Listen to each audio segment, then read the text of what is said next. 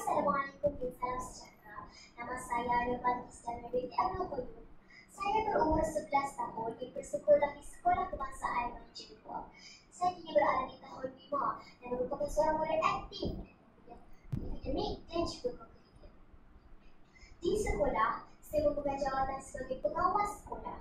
Tugas saya ialah membantu guru dalam menjaga disiplin murid dan memastikan peraturan sekolah dipatuhi.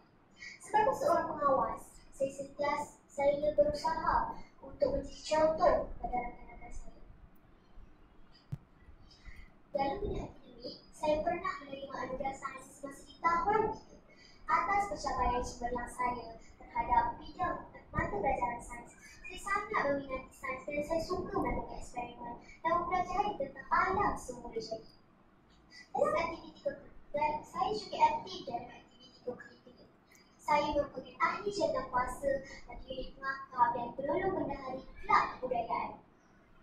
Melalui aktiviti-aktiviti ini, saya belajar untuk bekerjasama dengan pasukan, menjadi lebih berdisiplin dan memikul tanggungjawab dengan baik. Selain itu, saya juga terlibat dalam aktiviti di luar sekolah, terutamanya tarian tradisional.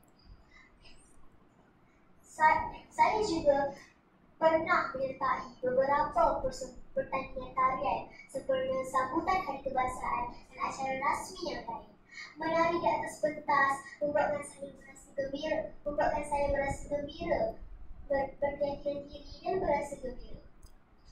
Saya berharap semua bakat dan pencapaian saya dapat membantu saya menjadi seorang murid yang cemerlang dan insan yang berjaya pada masa hadapan.